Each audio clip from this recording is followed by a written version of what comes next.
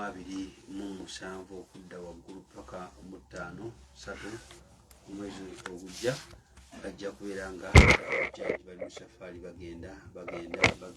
okubeera nga balamba ennyumba ya Allah subhanahu wa ta'ala. Abwekityo bakuutira bannanga abatuuliza abalungi ku PAL FM naddala abagenda okukola emikolo egyo bakuutira okusoma ibaada gye mugendamu. Ibaada yeetaaga okusoma. Ibaada twayogeddeko eggulo tugamba nti mu kugyesunga wano omuntu alabanga ekintu ekya bulijjo, ekintu ekyangu, naye mu butuufu bwakyo kyetaagako okubeera nga omwanadamu osomye. Ate nga obusiraamu bwonna tolina ibaada gy'ogenda kufuna nga ya muwendo gy'ogenda kusanga okuggyako nga mwana wattu okusoma kulembedde.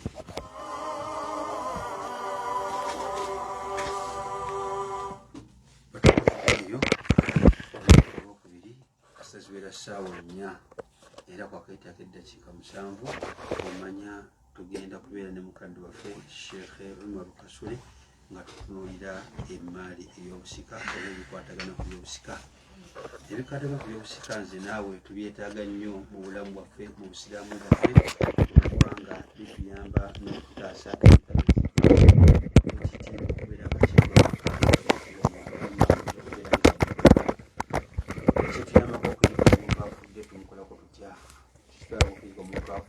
ekyebitunanyizibwako omuntu afudde tugaba tutya emmaali ye. Tukimanye era tukijjukire nti oba ng'okyakola emmaali ng'okyali mulamu, mwana wattu ebeera yiyo. Oba obbye oba okoze eki, byonna bivunanyizibwa ku ggwe, emisango gyonna giba gigyo. Naye bw'ofa emmaali ekuba mu mikono n'ebeera mmaali y'abaana. Era kyova olaba nti omuntu atuuka okufa nga talina kiki kyonna kyabugagga kye kimugobereddeko oba kibakozesezza mu bulamu bwe. Okumanyanga nti edduniya yawewuka n'egenda wala, nti omuntu afa ng'abadde asula kkoolo, abadde asula muyenga, n'amaliriza ng'aziikiddwa ku ttaka lya taata we. Nti omusajja bamuziika Mityana, n'ewaka awo natamuziika namutwala Mityana, na ssente eziguze essanda bazivudde mbaluganda, nga tewali kyonna mwana wattu ku mmaali yo kikozeseddwako. Ebyo ne byali bitulaga nti omuntu kyonna ky'okola lwana nnyo ng'otunya nnyo akaddako walitaloota olunaku tunaakaddamatiriwadi. Ekyo Allah subhanahu wa ta'ala kyabeeranga atukuutira ffe abakkiriza era ffe abasiraamu mbeera eyo. Nga sinaba kubawa sheekhu amukkirize ntewo obubaka buno, era sheekha yeetegese dda alimebegwa misindaalo alinda kimu kubeera nga mukwasa kirasi. Bonna abamakagaasi bakugamba nti munnayuganda tutamu kubonaabona na sigiri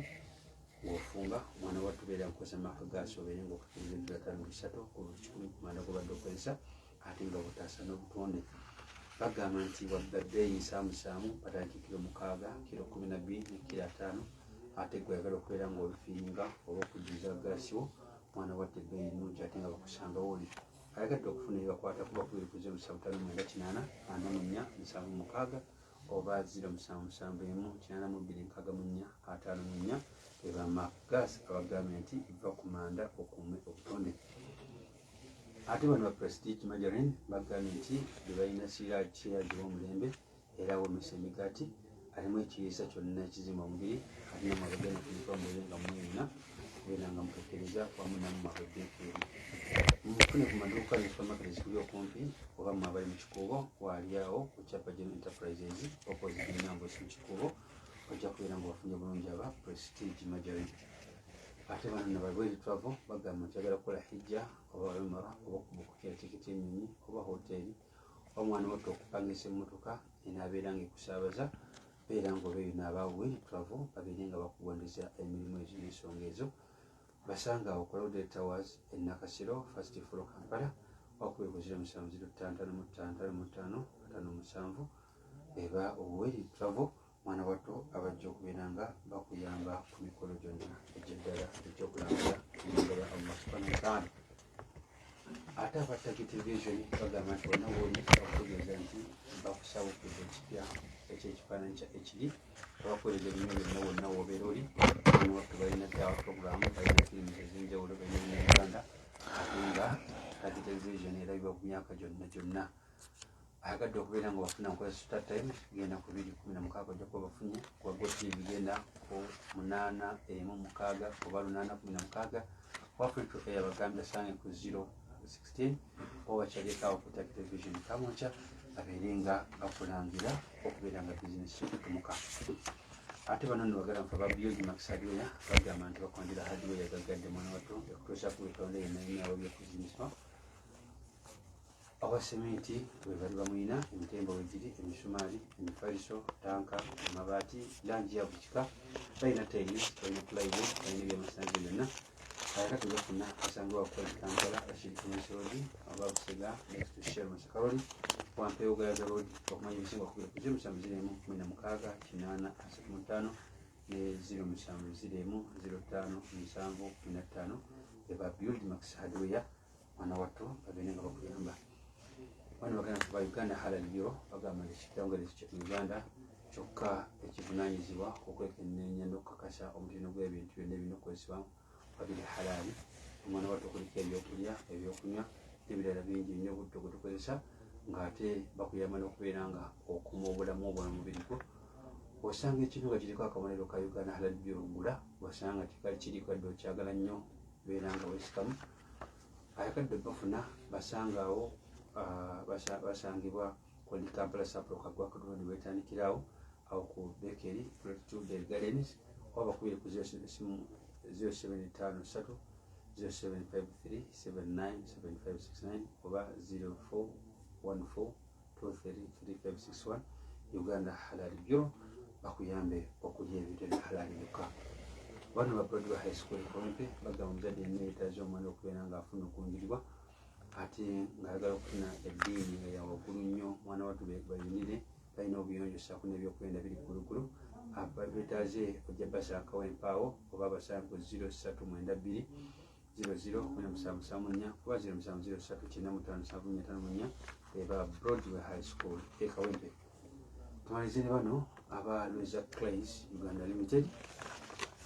bagamba nti mwana wattu ebakyasinze okukola ebizimbisibwa ebiri ku mutindo omulimu obumoli Z20 balina sisa Z balina ne bricks ne floor tiles decorative tiles balina roofing tiles ojja basanga Loiza basangibwawo Kajjansi kilomita 14 ku luguudo lw'Entebbe babafundire ku 0772 abiringa okwena okuyokuzimba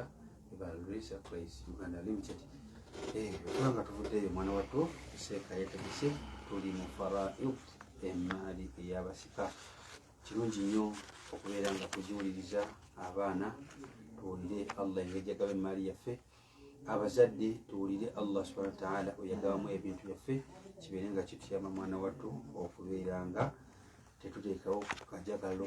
konna ng'omuntu amaze okufa olwokubanga obeera nga awakanya amateeka ga Allah subhanahu wa ta'ala. Olwekyo mukirize Sheikh Muwa kisakuna tubuuzeeko atubeere nga tuyingira omusomo gwaffe omulungi ekitiibwa. نعم الحمد لله حمدا كثيرا طيبا مباركا فيه كما يحب ربنا ويرضى أحمده تعالى حمدا يليق بجلاله وأشكره شكرا يوازي فضله ونعمه واستغفره من كل ذنب وخطيئة وأشهد أن لا إله إلا الله وحده لا شريك له خضعت له الرقاب ورغمت له الأنوف ودلت له النفوس وانكسرت له القلوب خلق فسوى وقدر فهدى وإليه الرجعى وأشهد أن محمدا عبد الله ورسوله اصطفاه من البشر بحكمته واختاره لتبليغ رسالته فبصر به من جهالة وهدى به من ضلالة ختم به الرسالة وأكمل به الشريعة وأتم به النعمة صلوات الله وسلامه عليه وبركاته وعلى آله وأصحابه إلى يوم الدين جزاء ما جاهدوا وآووا ونصروا وعلموا وبلغوا. وبعد السلام عليكم ورحمة الله تعالى وبركاته. Atulizo mulungi ku 17 katonyeze mwenda Palo FM kibuga Kampala wakati otusinzira kuba ate nga munange tukuweereza program gye tulimu program ya babusika obudde bwaffe bubajikiddwa mpozi Sheikh ku mulundi guli twagala okutegeeza abatuwuliriza nti basobola kubanga ate batufuna ku musomo ogwo twamisinga mulwa programs ezakyukamu kakatono naye insha Allah we twakomera bwe tujja okubanga ate tutandikira amanya n'eddoboozi Omar Sulaiman Kasule insha Allah tuba tutandise mu kaseera kano. Barakallahu fikum, jazakallahu khairan. Iyo nsomesa waffe mutugenda kubanga tutambula naye tuwebaza abaliko mutabani wange Ramadhan n'omutawakoli awuliriza era nga yagambye yetegereza yadde tannaba kubeera nga afuna abaana naye yetegereza Katonda kyamuvunaana insha Allah khair. Amin amin. Abafunira basange nga taata yasomako alhamdulillah nga tagobeera mu kugaba njagigaba naam inshallah alhamdulillah Sheikh lero naam twamaliriza nga tuyingiddeko mu bulungi bafaali twamaliriza nga tulabye ka introduction nga tugezaako okutemera atuwuliriza omusingi gwasobola okutegeererako kubanga buli kintu likulli shay'in tahayya buli kintu kiina entandikwa oba gye twandiise introduction yakyo kati mu buteevu bufunze obw'ekitalo olunaku olwaleero insha Allah tugenda kumanya faraidhu kyeki tugenda kumanya kye bayita ebyobusika obusiraamu bukimanyi butya abamanyi bakituyigiriza batya oba mu risaaki waabwe mu kutukulira taarifu bakinnyonnyola batya era nga mu bufunze obw'ekitalo tugamba nti taarifu ilmu alfaraid wa dhikru ba'd asma'ih eyini ene ina amanya ag'enjawulo abasinga obungi eno tubiyita bya busika naye bw'ojja mu lulimi ate olulala ng'oluwarabu bayina terms ez'enjawulo ze bakozesa naye ng'ogenda okumaliriza nga zonna zitegeeza ekintu kimu. Again yutlaqu ala alfaraid iddatu maani au iddatu asma'i wal alfaz eyina amanya ag'enjawulo n'enjogereza enjawulo minha muzo tujja kutunulako ng'ekibayita alfaraid erinnya lyennyini liyitibwa ilmu alfaraid erina erinnya eriyitibwa erimu ekwatagana ku byetteeka faraidhu kimu amakulu abiri nga bwe twatunulya hadithi ya Ibn Mas'ud twagamba nti wano okusookera ddala kitegeeza ebyetteeka ate kisobola okutegeeza emigabo yes faraid ebyetteeka min kalimatu farida au fardu ng'abamu banyiza ekinnyonnyola kakati era kisobola okutegeeza bwe kityo wa ilmu almawarith era abamu ku bamanyi bagiyita erimu ekwatagana oba okumanya okukwatagana n'ebyobusika wa fiqhu almawarith obukenkufu obukwatagana ku byobusika wa ilmu tarika okumanya okukwatagana ku biba birekeddwa omuntu avudde mu bulamu obw'ensi agamanya ganjawulo naye wa hadhihi alfadhu kullaha bw'obanga ogasomye gonna kulluha yuradu biha ma'nan wahid gonna gayina destination eriemu oba amakulu omuntu gajja okunnyonnyola kumaliriza nga omalidde ku kintu kyekimu bw'onaaba nga obyetolodde okumanya kwabyo kyava agamba nti wahuwa alilmu alladhi yutawassalu bihi ila ma'rifati ansibai alwaratha min tarikati almayit ye irimu oba kwe kumanya okwo Allah subhanahu wa ta'ala nga bw'aba akusobosezza okutegeera kukutuusa kukumanya baani abateekeddwa okufuna emigabo mu maali yo yafudde na baani abateekeddwa okufuna ebiba bisigaddewo mu bufunze so yes irimu eno Allah babaje kutegeera yes naam ekadde okumanya osika tosika naam oli mu basika tolimu oliko abo bateekwa okufuna emaali toliko kale bw'obaako bulombolombo kiki ekikusembeza kiki ekikugobamu kuba waliwo olinga musika naye n'atuuka ekiseera n'agobwamu nga talina kubaamu kati ebyo byonna tujja kubanga tubitegerera mu bufunze ennyo mu erimu eno ebigambo bino byonna nga bwe tubyogedde nga tutunuulira alfaadha ez'enjawulo enjogera ez'enjawulo ezikwatagana ku erimu eno ezigezaako okugitunnyonnyola okugitegeera ekireetesa amannya kuba nti mangi tekitegeeza kuba nti amakulu ekigenderwamu mu kyo kwongera kutegeeza gwawulira nti bw'oba tosegedde ebyetteeka by'obusika ojja kutegeeramu ebibalo by'obusika ojja kutegeeramu emigabo gy'obusika ojja kutegeeramu irimu ekwatagana n'ebintu ng'omuntu afudde engabana yaabyo ebyo byonna ago gonna mannya gasigala gategeeza ekintu kimu naye lakinna almaana addaqiq likulli wahid minha yakhtalifu min al-akhar aw an al-akhar bolaba ebigambo bino wakwadde tubyogedde nga byonna bituwa destination yemu byonna bitusa ku kintu kyekimu oba kintu kimu naye ate bwogenda mu byo byennyini ebigambo bino n'otandika okubirambulula buli kimu kijja kuwa amakulu ageeyawulidde buli kimu kijja kuwa amakulu ageeyawulidde yes omanyi kaŋŋambe nti birina amakulu ga mirundi ebiri amakulu agasooka bye gatuwa byonna nti byonna byogera ku makulu ga kugabana maali ya mufu emaali y'omufu n'engabana yaayo naye ate byonna byetooloolera ku mufu naye bw'ogenda okunnyonnyola buli taamu gye twogedde oba buli kigambo kye twogedde ojja kulaba nga kirina ennyonnyola eyakyo ekyeyawulidde kye tugezaako okunnyonnyola awo yatuwuliriza kyenjagala abeere ng'ategeera so mu bufunze obw'ekitalo tugenda kubanga tutunulako ku taamuzi zino ez'enjawulo nga bwe tuzoogedde wali okusookera ddala twongere okutangaalamu okusookera ddala tugenda kutunulira kye bayita taarifu ilmu al-fara'id kuba lyerinnya lye twatandise nalyo faraidu nga lyo litegeeza ki mu kulinnyonnyola okusingako oba okugaziwamuuko gwaliwulira otegeeramu ki atugamba okusookera ddala mu bannannyini lulimi mu b'olulimi oluwarabu naddala batunnyonnyola nga batugamba alfaraidu jamu farida faraidu giba migabo nga mingi jamu farida bwe bungi bw'omugabo ogumu gubeera faridatu nga Allah bwagamba fi al-Qur'an faridatun aw faridatan min Allah nga Allah subhanahu wa ta'ala bwatugamba mu Qur'an n'atagamba nti wahiya mushtaqatun min al-fard ekigambo kino ekigambo faraidu ba faridatu kiva mu kye tuyita fardu nti faraza ng'abamu bwe bakiyitanga nti faraza ekyetteeka nti ngenda kusala sala ya faraza faraza naam faraza